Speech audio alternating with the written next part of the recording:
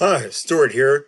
Today we're going to talk about queues and reliability, an enterprise pattern. Here's our problem statement. We have a queue of long-running processes, units of work in the demo, which may not always succeed.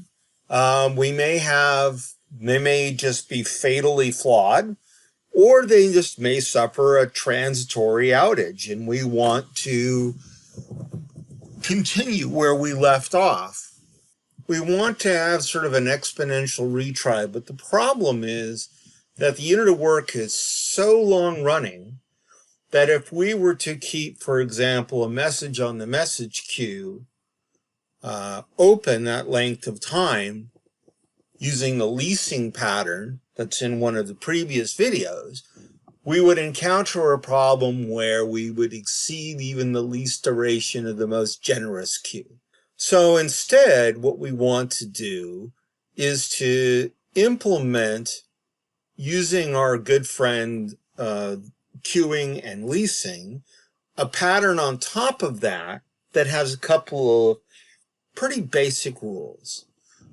So for each individual unit of work, we should only ever have one queue, one message on that queue. The second is, we don't ever want work to be lost, even if it's unfinishable. We want to cope with the transitive unavailability in a long-running process. We need to support some sort of a notification. And we don't want messages to expire and end up on the dead letter queue, although it's a possibility. Generally speaking, if you have long-running tasks, you should do a little math and figure out how long the time to live on any particular message should be. And typically what we like to say is that if the unit of work duration is, say, 500 milliseconds on average, and two standard deviations of that are another 100 milliseconds. So let's call it 600 milliseconds all in. And the average queue length is going to be 100, then your time to live should be 1 times the other plus 1, if not even longer. If you have regular maintenance periods or you have scheduled outages in some of the backing services, then in fact you should make your messages very long-lived indeed. And most queues allow you to have messages that live for days or even weeks. And it's probably better to err on the side of very long time to lives than it is to err too shortly and have a lot of messages die and go to the dead letter queue. Because once something goes to the dead letter queue, we need a secondary business process to deal with it. So by keeping messages off the dead letter queue, by giving ourselves the opportunity to definitively do something about our unit of work, we make our lives better. So here's an expanded flow. So we start by enqueuing units of work, and then as each unit of work is dequeued, it's got some outcomes. The nice one is success. And the unit of work on the queue is dequeued in the normal way, as we would in leasing. We have the fatal error case, as we would in leasing, where the message is dequeued off the queue and is marked as failed. And those will go to the dead letter queue because we probably want to inspect them and find out why our unit of work was just imponderably doable. Then we have a retry mechanism, right? We want to have exponential back off to deal with the fact that our backing services or some other process may take some time. And there are sort of two use cases there. One is that the number of retries we've specified has been exceeded. And again, off to the dead letter queue that unit of work goes. And that's the terminal error state. And the other is, it might work if we gave it a chance, and that's the retriable option. And then there's the leasing case, where in the normal scope of things, our unit of work execution took so long that our lease expired and the message was automatically returned to the queue. And again, you want to balance the leasing interval against the how long it takes the unit of work to execute. And remember that that should always be based on real world testing with stress testing, performance testing, so that you know what your worst case is and make sure your lease is somewhat north of that. And the other thing to remember is when your lease expires, the original message in its original state is going to be returned to the queue. And so generally speaking, we want to explicitly put things back on the queue with the retry mechanism and not have messages put back on the queue because their lease expired. But we do need to handle the lease expired case. So the queue is used not only for keeping track of new work, but for keeping track of retries of an existing unit of work. And that's what our code demo is going to be about. By the way, if you want to watch the earlier video on general queue patterns, including leasing, the link is in this PowerPoint. And now let's go look at some code and see how we would implement that. Here's the link to the GitHub repo where you can download it and play with it yourself. Okay, for this demo, what we have is in the scripts folder is two different scripts, one for the command prompt, one for the bash shell, whichever you like, that will start RabbitMQ locally in your Docker environment as the other RabbitMQ demos are. We're using RabbitMQ, but we could use Azure Service Bus or Amazon Simple Queue Service. It just happens that RabbitMQ is very convenient for doing a self-contained demo. Lots of good scripts in there you can play with and use to go see what's going on. And then we have the enriched version of the RabbitMQ library that we'll be using in this demo. We have some models and some other things that are going to be of interest, but really the classes that are of most interest to us are the unit of work class, which describes what a unit of work looks like.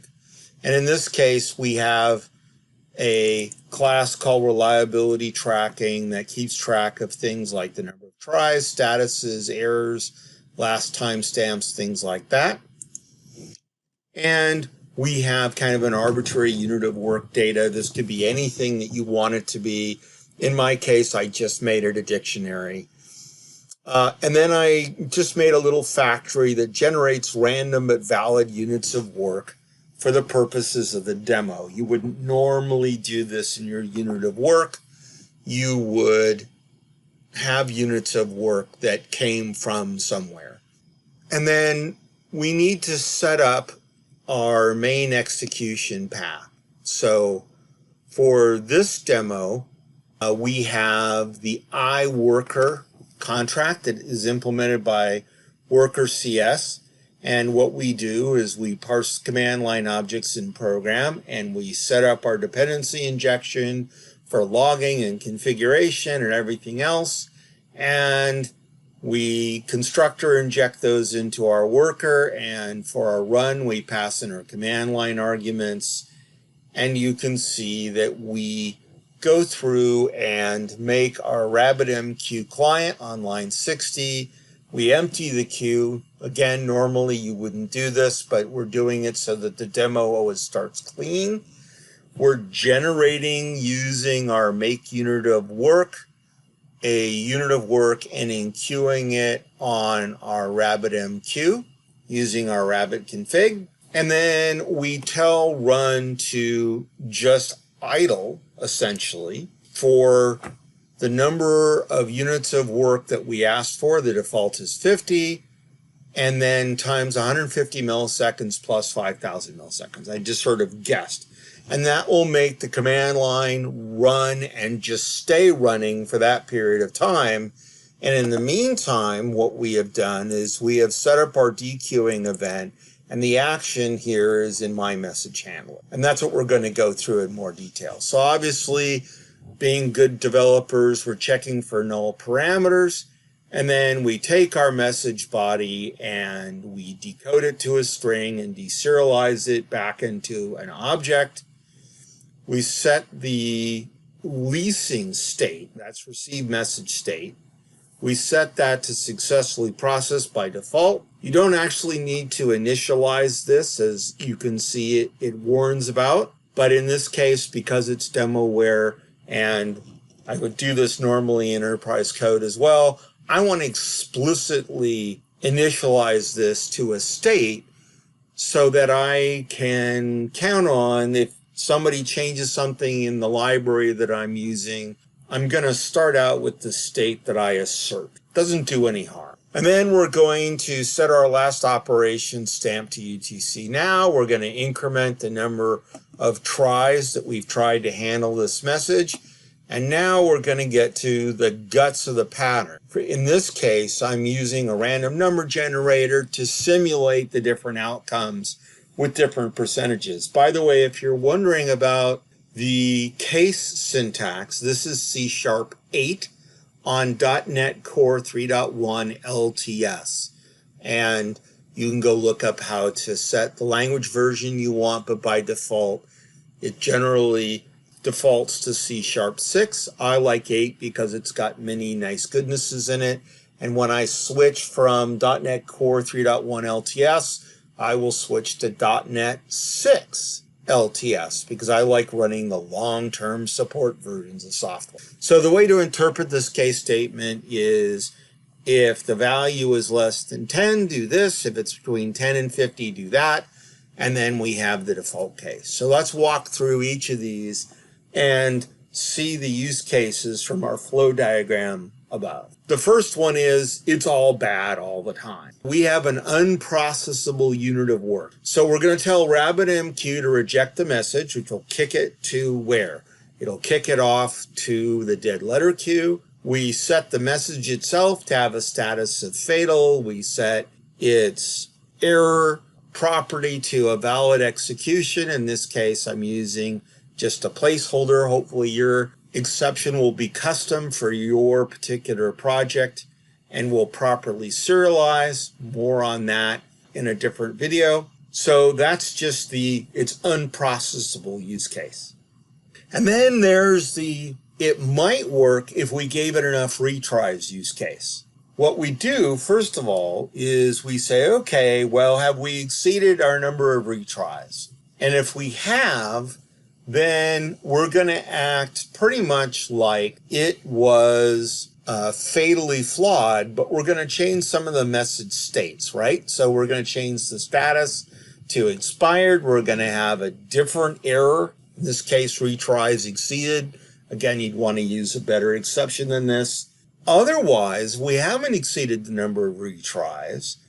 Then we want to go ahead and say, look, go ahead and dequeue this message, which is state received message state successfully processed. We're going to set our message to retried, and then we're going to compute a delay using exponential delay. In this case, I'm not using it with jittering. I'm just calculating a power of 2 to the number of retries plus 1 times 500 milliseconds, and I'm going to requeue my newly updated message onto my RabbitMQ with a delay. That's a net new message. The old message, when we fall through, will set its completion state to successfully processed, and the old message will fall off the queue.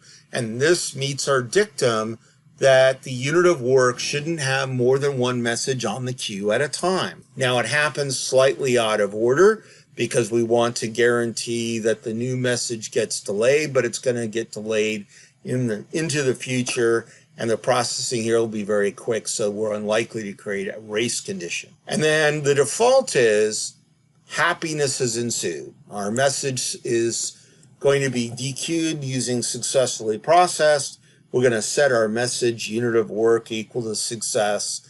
And normally we do some other stuff in terms of business processing. But in this case, we're just going to follow through. we're going to admit a logger, and we're going to send the response of the model we got back using the event arguments we received that were passed to us in our message handler body. And we're going to set whatever state that we set in each of our use cases. That's the basic pattern, and you can download this and play with it. But this turns out to make an incredibly robust pattern where we're using exponential retries like you might use with Poly on a SQL query to deal with long-running units of work entirely using the queue system and the fact that we can queue up in almost every enterprise queue a message that will be delivered in the future. And that is what we are calculating here, right? We say we want a delay of X amount, and we say RabbitMQ, queue this up, but queue it up for the future. And it won't be dequeued until the current date timestamp of the message plus the delayed amount is greater than date time now. So if it gets to the head of the message, gets to a message that's not ready to be delivered yet, it just doesn't deliver anything. And that's a very handy mechanism of putting a message on the queue into the future so that you can implement exponential backoff with retries. Thanks for your kind attention.